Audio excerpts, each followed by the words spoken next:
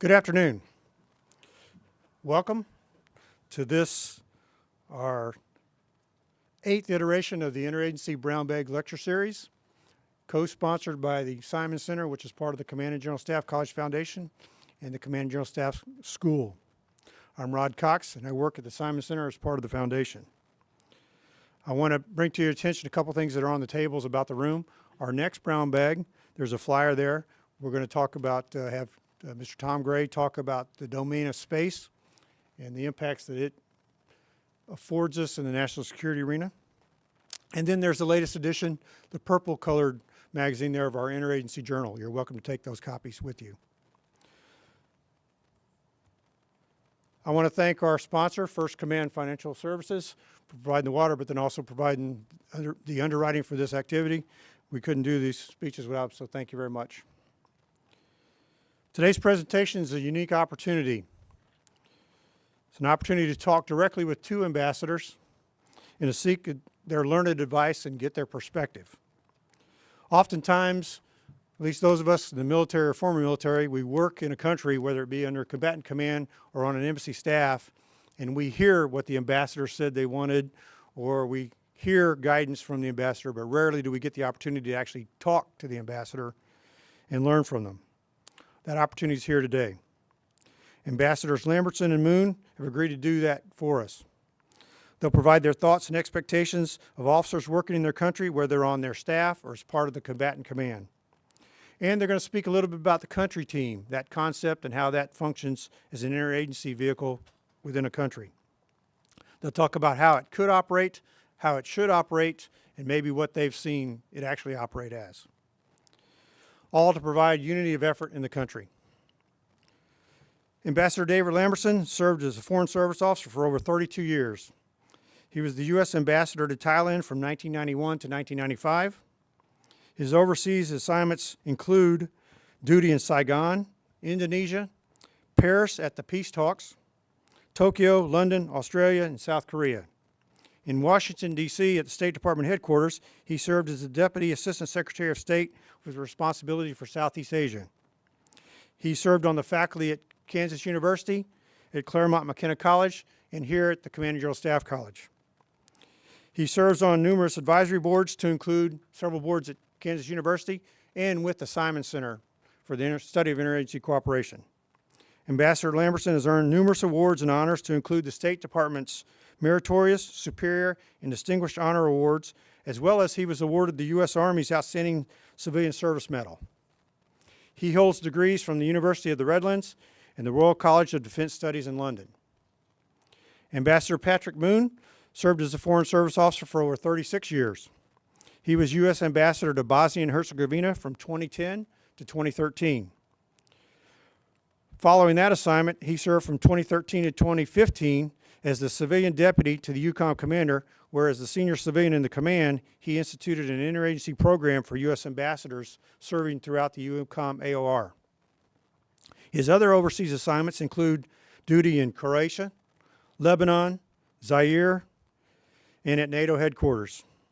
His assignments at the State Department include duty as the Deputy Assistant Secretary for Afghanistan, as the Deputy Office Director for the Office of UN Political Affairs, and as the Executive Secretary for the U.S. Delegation for the Strategic Nuclear Forces Treaty, the START Treaty. Ambassador Moon holds a bachelor's degree from the U.S. Air Force Military Academy, Air Force Academy, and a master's from the Fletcher School of Law and Diplomacy at Tufts University. Please join me in welcoming these two ambassadors, Lambertson and Moon.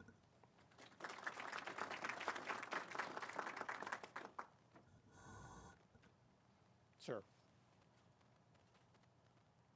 Well, I'm going first because I'm a senior. I become more senior with every passing day, and I guess it's also alphabetical.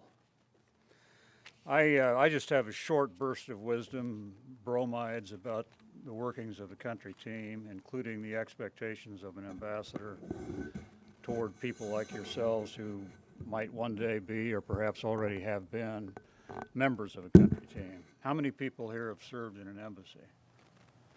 Yeah, a bunch. You know, as you know then, the main thing that when you're thinking about an embassy and what it is and how you might fit in, remember that it is an interagency organization. It was the original whole of government institution. It is not just a State Department outpost. And the ambassador is not just the State Department representative in a particular country, he is the president's representative. And he has formal authority over all other agencies represented in that mission, with the exception of personnel under the command of a combatant commander.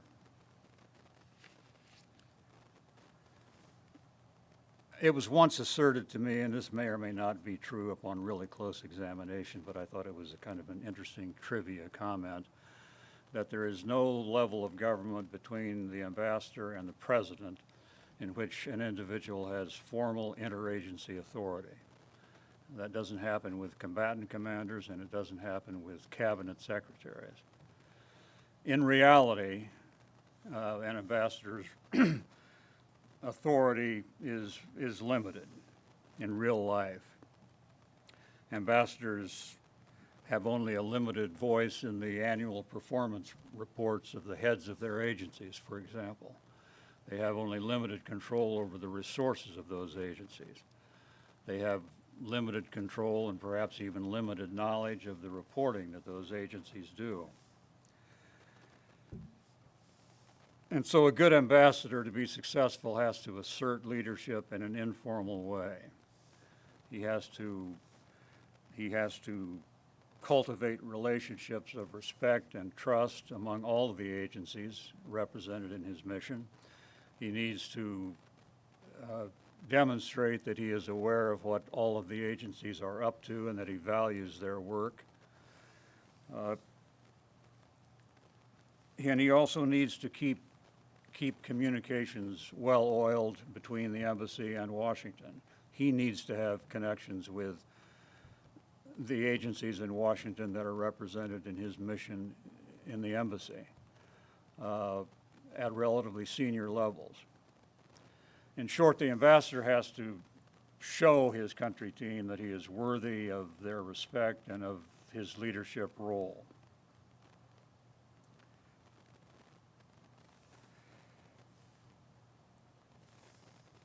Conversely, however, an ambassador really does have significant formal authority. It used to be spelled out in a letter that ambassadors received from the president when they went to their posts. I somehow doubt that that still happens in the Trump administration, although it may.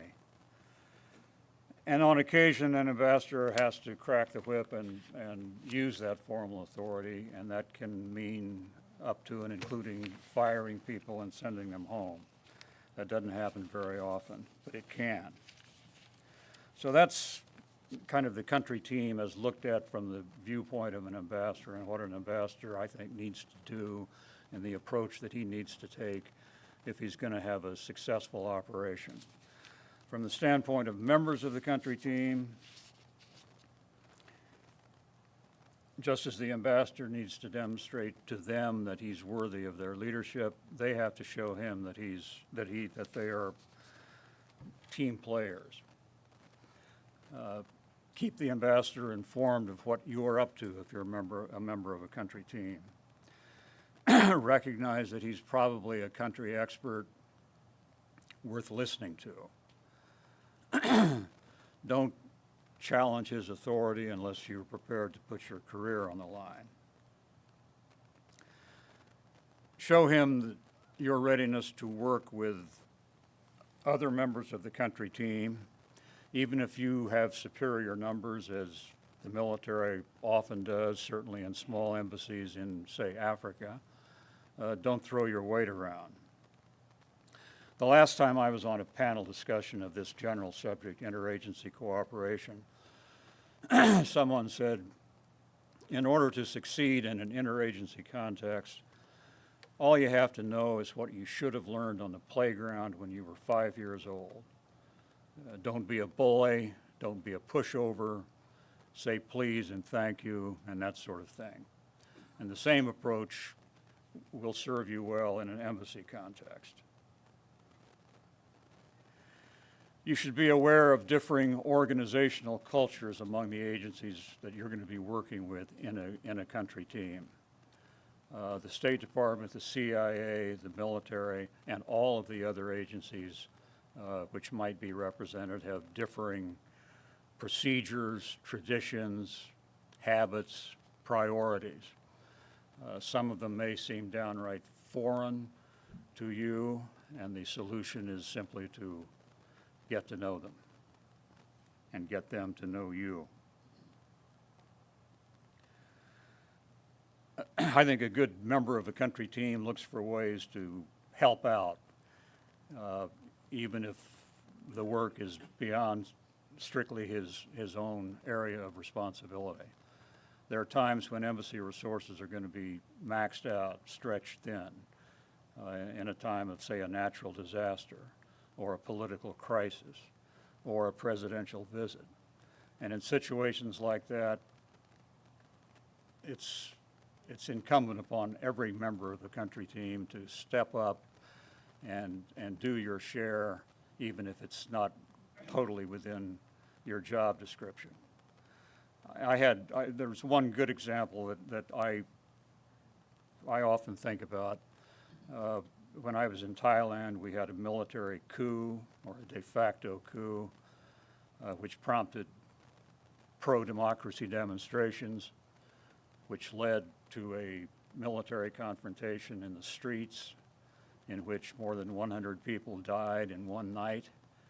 And this was going on while Operation or Exercise Cobra Gold was underway. And we had lots of soldiers in the country cooperating with the Thai military in that exercise, even as the Thai military was doing very bad things in Bangkok. The military elements of our embassy performed very ably. They helped us monitor what was going on the streets and contributed to our reporting, which was voluminous and had to be in order to keep ahead of the insatiable demands of Washington. They helped us understand what the military leadership was thinking and what they might do next. And they helped us, they supported and helped smoothly implement our decision to pull the plug on Operation Exercise Cobra Gold and send about 10,000 U.S. troops home early. It was a really good country team performance, in my humble opinion. It's important for members of a country team to know the larger context of the country and what our overall priorities are, and what the ambassador's approach to a given situation might be, and to try to make sure that what you're doing is consistent with what he thinks ought to be done and what the general outline of American policy is. And even if you are under the command of a combatant commander, let me just say it again, don't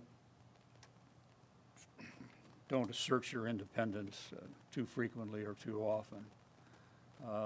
Even if the ambassador does not have a command relationship with you, he or she is in a position to make your day difficult. So don't do that. Happily, I think that happens very seldom. And I have to remind you that everything I'm saying about a country team is ancient by now. I mean, when I was running a country team, you were in grade school, many of you. But I think some of these precepts and principles probably still are applicable. A country team is a collection of individuals, and it works as well as the relationships among those individuals will allow it to work. The good ones are imbued with mutual respect, with collegiality, with informality. And it's always tricky to get it right. It's difficult, always has been, probably is more difficult today to strike the right balance between civilian and military elements in an organization like an embassy. So we have to keep working on it. And I think one of the things that serves everybody well is to remember those rules of the playground. Thank you.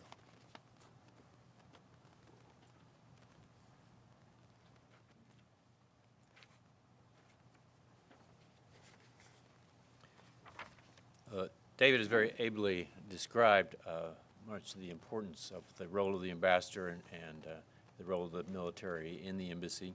Maybe I could add a few specifics from my own personal experience in using many of the same tactics and strategies. I had two documents that I used as guidance for my country team. First was the letter from the President, which David mentioned, which gives each ambassador the authority over all executive branch employees in the country, other than those who are report directly to a COCOM commander. And I gave a copy of that to everyone in the embassy when I first arrived, or at least all the section heads, and everyone fully understood. Several times asked for questions. Nobody had any questions, and it was never an issue during my time there. The second sort of instruction that I gave to my embassy was a mission statement that I wrote, and I shared it with everyone before finalizing it, and to ensure that we were all on board and I'd covered all the key elements. And when everyone had made their comments, I incorporated them as appropriate. Then I circulated that to everyone in the embassy, and I told them that I expected that everything we do is going to somehow respond to those objectives in that mission statement. And if they don't, I'm going to come talk to you about it or ask you some questions about it. So that also was very useful in bringing the whole team together. We had 6 or 7 federal agencies working there, and it worked, I thought, very well. Using that with the frequent meetings that we had together as the country team, weekly meetings, both the full country team and the sort of the senior advisor team. There were a few incidents which are, I think, relevant for this discussion. The first was that my DAT, who was also the SDO in the embassy, was very good. He was very dedicated to helping the Bosnian military, which was reforming in ways which were very positive and in ways that we wanted to see them develop. The Bosnians started deploying a team of about 25 soldiers every 6 months to Afghanistan, which was great for bringing together the Bosnian army and giving them a very relevant experience. He also started to work with a new Minister of Defense. The Minister of Defense liked Scott very much, trusted him, and asked for Scott's advice on a frequent basis. And Scott was ending up spending a lot of time over at the Ministry of Defense, and actually became sort of a behind-the-scenes advisor to the minister, who had virtually no knowledge when he came to the office about the military or the Bosnian army. Eventually, this lack of attention dawned on DIA, and they were kind of upset about this, that Scott was not doing more of what they wanted him to do and was doing more of what I wanted him to do. I eventually had a good discussion with a senior DIA official and gained their agreement that Scott could continue this work, working with the Bosnian military and the Ministry of Defense. Scott had a pretty good team there, and they were all working hard to respond to DIA taskings, and so I don't think it was really a problem. It was more one of interagency jealousies that occur sometimes. But we had a discussion. It was all worked out, and I think Scott did a marvelous job in working with the Bosnian military and making some real progress, and I was sorry to see him leave at the end of his tour. He actually was extended twice in the job, because he was doing such a good job with the reform efforts, which were very high on our agenda in Bosnia. The second area anecdote I'd like to talk about is, while I was there, came to my attention that there was these soft civilian affairs teams that were available to deploy to embassies. They brought program money, their own support money, and they would work under the authority of the ambassador while in country, and would respond to taskings while there. This was an innovation, I believe, of Admiral McRaven when he was commander of SOCOM. And I said, wow, that's just what we need in Bosnia. We're trying to do all this military reform. We need some more officers who could really focus on that, to get out in the countryside and talk to the Bosnian military and other officials. And so I told him, yes, you know, I told, it was actually UCOM. I told him, yes, send us one. And my problem, I guess, my mistake was not talking about this thoroughly with my colleagues at the State Department. I normally discuss this with the Deputy Assistant Secretary for our region. He said, well, okay, that sounds fine, but he didn't mention it to his bosses. And I got a call from the Principal Deputy Assistant Secretary who said, nope, you're not going to do this. She had some very strong views about the soft people working in embassies getting mixed up in embassy work, and she said, call it off. Okay, I called it off. Fortunately, she left that office not too much longer after that, and I said, okay, I tried again. And this time it worked, and the team came in. There were four of them, one officer and three, maybe four enlisted personnel, and they did a very good job for us. And just as I asked, and as promised by SOCOM, they responded to our taskings. The SDO worked with them very closely, ensuring that they were staying within the bounds of what we wanted them to do in Bosnia, and they did some very good work. And they were replaced later by another team, and that actually worked out very well. Finally, I wanted to mention that my motto to my country team was, no surprises. Keep me informed of what's going on. Tell me about your visitors. Tell me about your initiatives. Tell me what's going on, but no surprises, please. And that also worked very well. So it even started coming back to me in the no surprises reports that I received within the mission. I also wanted to talk about one element of my work at UCOM in Stuttgart, and that was to bring ambassadors from UCOM countries to our ambassadors to UCOM for a day of consultations, orientations, briefings. Often this was extremely valuable for the political ambassadors, who often actually wanted to come anyway, and also for many of our career ambassadors who may not have had much experience working with a COCOM in their area. We'd bring them in for about a day or day and a half of briefings, activities. They would have a briefing by the major J-code commanders, the 2 stars. They would have a lunch with interagency team members, CIA and the other intelligence agencies. They would maybe have, depending upon what the issues are with their country, we would kind of tailor it to with the people with whom they would meet. And then they would also do a AFRTS interview, video interview, which was then played back on Armed Forces television. These turned out to be extremely valuable. Number one, the DATs benefited from it because the ambassador and the DAT ended up spending a lot of time together, one-on-one, either traveling to or from, and I think it was very, very helpful. And we would at many times find that the DATs were recommending this to their ambassadors, but the ambassadors were kind of, oh, I don't know. So we would try to go around that and see if we couldn't get some more pressure on the ambassadors. But normally they often came, they were very, very appreciative of the briefings, they understood better what UCOM was doing and what UCOM could do for them. It was a win-win sort of activity for all of those involved. And I think while I was there, we got something like 25 ambassadors to come in to do this. Plus, there was a few special briefings when the Secretary of Defense was there and asked that certain ambassadors come in, and we had some more of those who were there for that.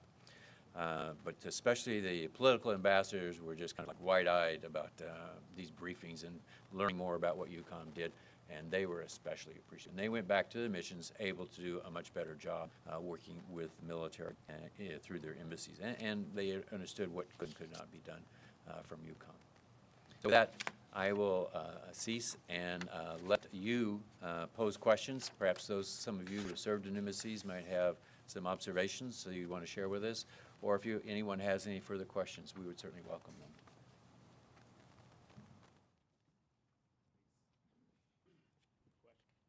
What is the relationship, if any, with when U.S. forces come in under a NATO or a UN mission? With the ambassador and the embassy, is there any relationship there? Speaking from experience, we started deploying American troops in 2014 to the Baltic states and Poland in response to the Russian rhetoric and the invasions of Ukraine, which really upset those countries. And the USAR commander spent a lot of time in ambassadors' offices in those countries. And he asked them, he said, you know, do you have any problems? Is there anything that you want me to do?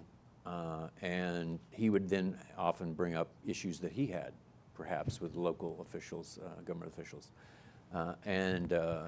General Breedlove, the SACEUR at the time, also would do that when he traveled around, meet with the ambassadors where there were these troops. And I am not aware of any problems that, serious problems that occurred at that time. It was sort of informal, but very smart in terms of management, interagency management. Is there, but follow up, so is there a difference when it's a UN NATO mission versus just US forces thing? Is there any nuance difference there? Sure, but there's a big difference. I don't have any experience, though. I don't have any experience Okay. with UN anything, really. Okay, understood. Back in the back? Sir, all of my embassy experience was in small embassies. Could you characterize any significant differences between that and a larger embassy other than just numbers? My embassy experience was usually in medium-sized to large embassies. Seoul, Tokyo, Bangkok, Saigon, where we didn't have a country team, we had a mission council. Didn't have a DCM, we had a deputy ambassador, that sort of thing. Bud would remember. So I can't speak to a small country team operation, but I'll bet you that the principles really are the same. You know, a good one will have an ambassador who is aware of what his team is doing, and a team that in turn respects the ambassador, and they have smooth interaction without anybody standing too much on ceremony. Informal, collegial.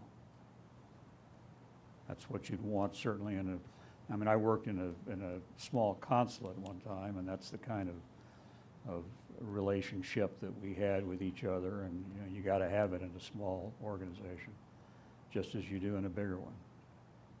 I'd only add that in small embassies, you find that the personal relationships tend to be much stronger because you see each other much more, you work together more closely, and that can be a real advantage.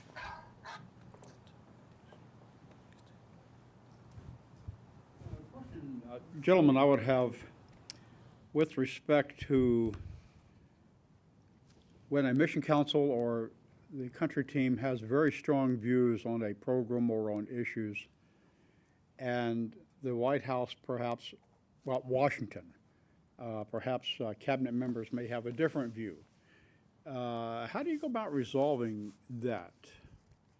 The case comes to my mind, for example, is Vietnamization, where Mr. Laird had certain views, and I think the country team probably maybe had views not quite that in that direction. How do you go about causing those problems to be put to bed? Or do you? Well, ultimately, Washington wins, I think. But I mean, in the case that you're talking about, I think you know, Ambassador Bunker and General Westmoreland, General Abrams obviously had great influence over policy, not just the implementation of policy. And they were in constant contact with Washington at senior most levels, and they were a part of the overall policy process. And they won some and they lost some, I suppose. You know, that's the kind of situation that hasn't occurred again until perhaps the height of our Iraq involvement. But I think that's how it worked. I mean, the embassy was in effect a part of the Washington policy process because of the stature of its leadership. I think you find with today's technology, some of these senior White House meetings, they actually asked for the ambassador to sit in via video conference, which is very helpful in building better communication. Sure. That's good. wonder if you could comment on your relationship working with USAID, and how do you see that relationship going forward? Pros or cons about its incorporation in Department of State or staying separate? I didn't have a lot of experience with AID because I was in Saigon, of course I did, and USOM was huge, and the CORDS program was integral to our effort, and it was really good. I mean, the CORDS program was an outstanding success, an example of interagency cooperation that really worked. After that, the only place that I served where we had an aid program was in Thailand, and it was on its way out. But I have good and very favorable memories of AID development specialists in Saigon, and the work that they did in CORDS and outside the CORDS context as well. And you know, they're good professionals, and I'm sorry that what has happened to AID has happened. I mean, when I was a young Foreign Service officer, AID had numbers. They had a lot of people. And in subsequent years, they became more a contracting agency. And I think the former pattern was better, and I wish we would eventually work our way back to that. Certainly, I had a very good mission director for AID in my embassy. We had a good relationship. He was very responsive to the guidance, the overall guidance that I gave to the embassy, and he actually changed some of their programs to coincide with that.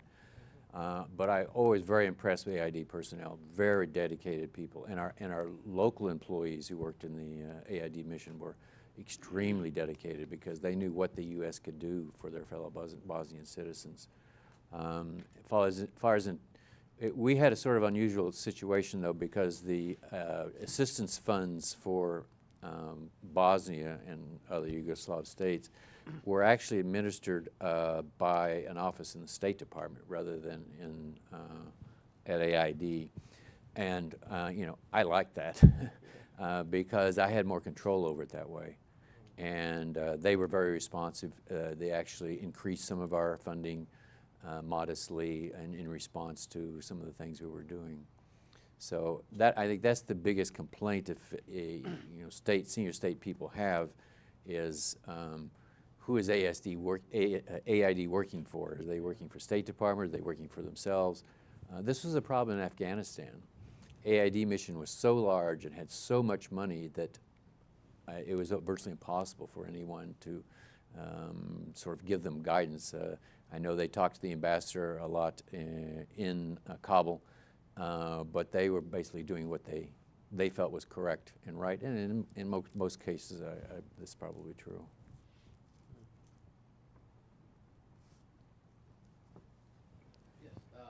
Yes. When U.S. troops are being brought in to train the host nation, which you're an ambassador, what's your biggest concern, limitations, goals, things that keep you awake at night? Anything that, you know, when the U.S. troops are coming in, they're going to train troops inside the country of your ambassador. You had lots of. Well, we had the annual influx for Cobra Gold, big numbers, and you know, and then you always just hope everybody stays out of trouble, and that the exercise itself is a success, and that the Thai Army ends up feeling good about it and wanting you to come back and do it again. I don't recall any particular problems in those areas. These things were always positive experiences, I think, for the United States forces, and certainly for the Thai. But anywhere you have, you know, a large military population with a lot of young enlisted guys away from families. I'm thinking Okinawa now and the Marine Corps, the problems that the Marines have had in Okinawa over the years. You know, those have been quite damaging sometimes. They're very rare. I mean, it's not a common occurrence, but every now and then there will be an incident, and it can be political dynamite. So you don't want that kind of thing to happen ever. And unfortunately, it very rarely does. Talk about some of the international treaty you've been involved in and how the State Department structures your parties going into, whether it was START or the Paris Accords. Are you reporting directly to the Chief of Mission or reporting directly to the President? And how do you function when you're in these countries conducting these treaties? Well, first of all, I don't think that the United States is going to engage in those types of negotiations again. It was a complicated, drawn-out process which felt appropriate for those times in the Cold War, and probably not again. But having said that, the most complicated one was the CFE Treaty in Vienna. 23 nations, it was basically NATO against Warsaw Pact.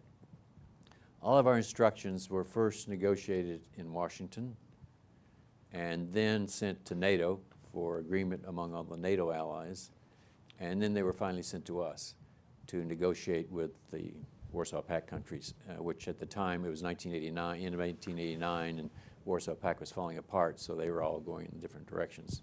But in any event, the toughest negotiations were actually with Washington in trying to get them to understand what we understood needed to be done, and which didn't necessarily coincide with their particular views, particularly with the Defense Department at the time with Richard Pearl.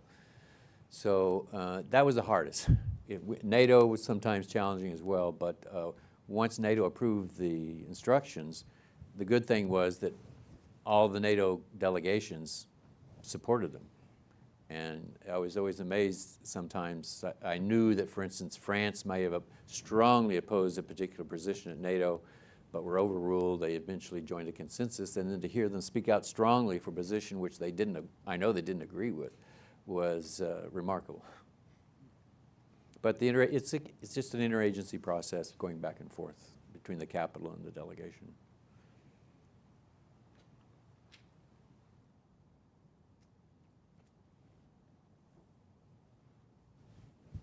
Gentlemen, based on your collective 60 years of experience, Close to 70.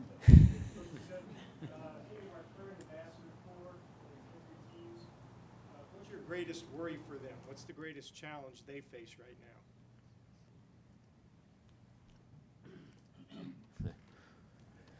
Well, the greatest challenge you're talking about with this administration, is that what you mean? However you want to frame it. Well, this administration has been seeking to cut the State Department budget by 32%. That means significant cuts in personnel, both personnel who are working now for the State Department and then especially the intake of new personnel, which the State Department endured such a cut for 4 years in the mid-90s, and we're still suffering the damaging effects that did to the organization. The FY18 omnibus funding bill, in that bill, both the House and Senate made very clear that, number one, they funded the State Department at the level it was previously, in other words, no cuts. And number two, they put in language that the State Department, I think it was more general, that all federal agencies had to abide by the congressional views in the funding bill, which all sounds very good. Of course, now we have a new Secretary of State coming on. We don't know his views on this issue. And some people have said that it's very hard to enforce a congressional mandate to spend all your money. I don't pretend to be an expert in that regard, but I think people are sort of at State Department keeping their fingers crossed. I think it's probably been encouraging to Foreign Service officers that the Senate and the House have so strongly stated their opinions as to the proper level of funding and support for the State Department. But I think the President has made pretty clear that he has a relatively low regard for the idea of diplomacy. And I think the Secretary of State Tillerson clearly was marginalized from time to time. It seems to me unlikely that Pompeo will be treated like that. And as a result, I mean, I think will have a more consequential voice in the administration than Tillerson did. And I hope that he is attentive to the people beneath him as well. And if that happens, I think morale in the State Department likely will improve, and prospects for a healthier intake of new officers ought to go up. That's what I hope will happen with Pompeo, even if I probably am going to disagree with him on almost every policy that he puts forward.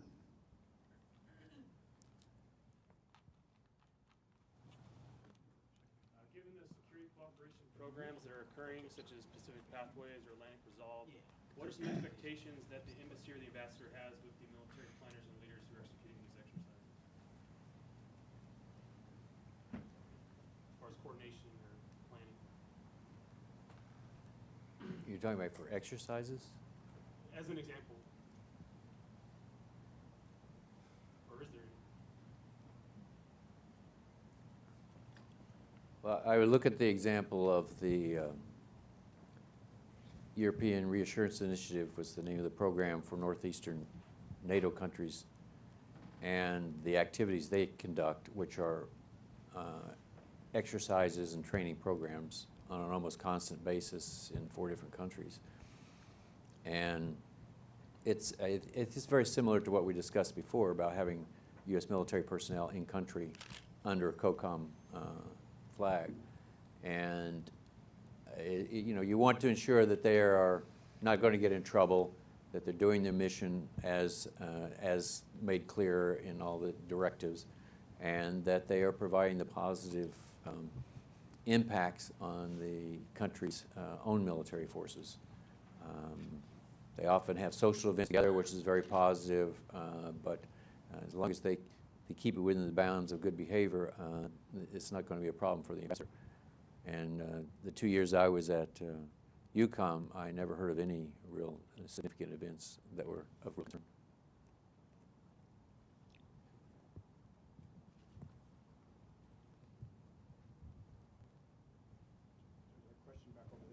Yes? Somebody? Question? Yes? As the COCOM commander looks across the O, he assesses risk through access basing and overflight. That means a little bit something different to every one of the services. And when you get it, you break it down into the country plan and specific tasks that each service is asked to do in support of a country plan. It requires a lot of engagement at the leader level. Did you ever feel or get the impression that you had too many general officers or too many senior leaders coming through and revolving through the embassy? And do you think maybe there's a better way to handle that type of thing? I don't recall ever feeling that way. We didn't. I mean, the visits weren't that regular, weren't that frequent. The sink pack, as we called him in those days, would show up every now and then. It was always useful because he was highly respected by the Thai military, as he was by the military throughout the region. But I mean, my memory was always of those visits was always quite positive. They weren't too frequent for us at all. They were good opportunities to strengthen connections that we ourselves had with the military leadership of the country. Wasn't a problem. It was the same with UCOM. UCOM commander, Secure, was always welcome, and if anything, he didn't travel enough to the capitals.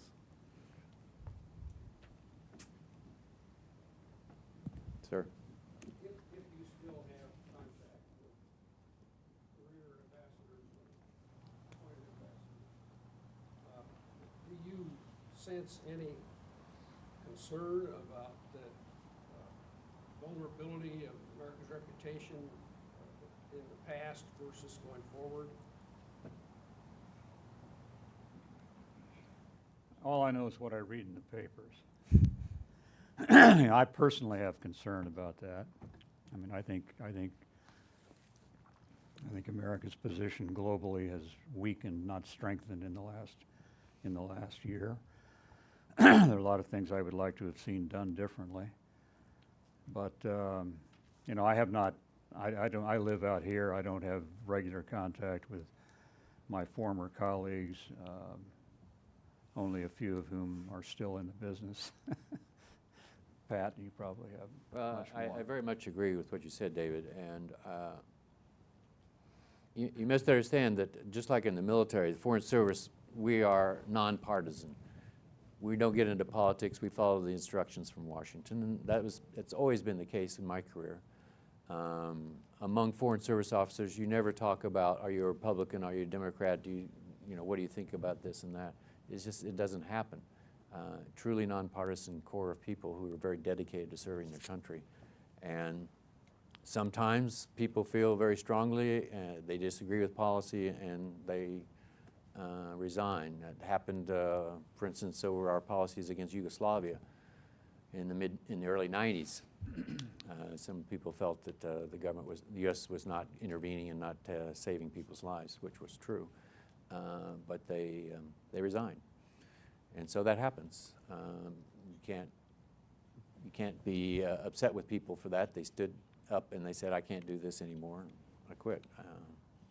So there are people who will step up and take their place and be ready to serve the country. Yes. As ambassadors, how much voice did you feel you had in formulating policy as opposed to just executing policy?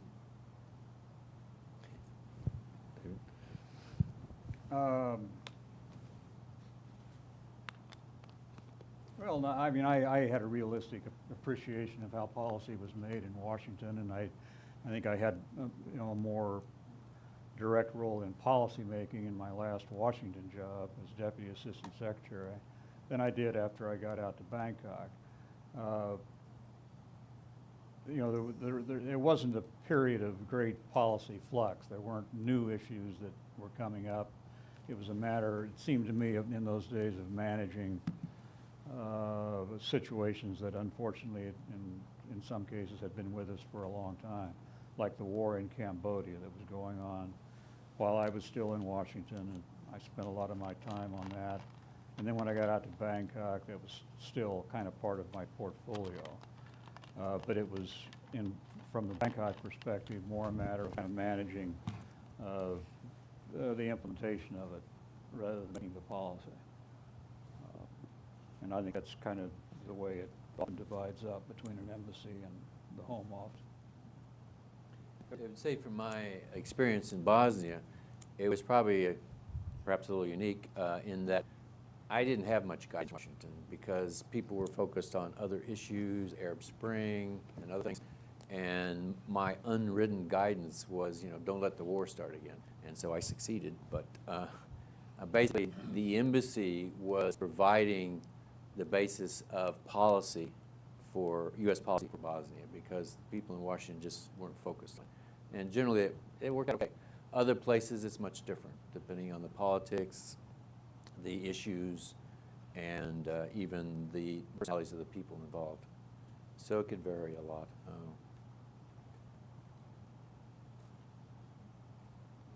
We have time for one more question, please.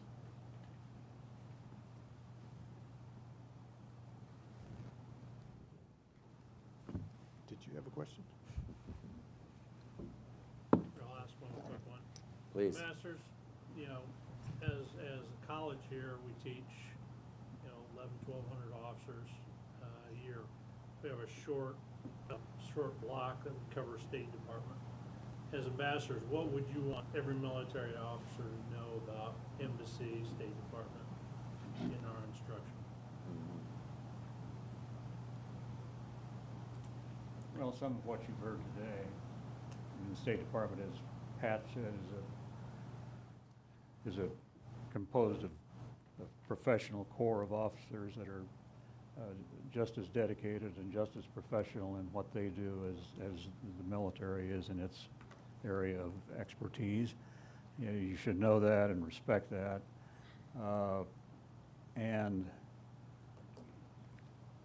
you know, to have good working relationships is important, and it's not terribly difficult to bring about. get to know those people in Mufti. And things will probably be all right. I thought it was interesting when I was at UCOM to look at the attitudes about the State Department based upon the rank of the officers. And flag officers universally highly valued State Department inputs and what the State Department could provide to U.S. policy. It went down, it sort of started decreasing. And I attributed that to the fact that as officers move through the grades, as they become more senior, they start working with the State Department and other agencies too. And they become more familiar with what we have to offer and can provide. And those, any stereotypes that may have developed kind of fall away. And there was never a problem at UCOM. In fact, there was like, what more could state do for us? That we would be helpful for us. So with that, gentlemen, thank you very much.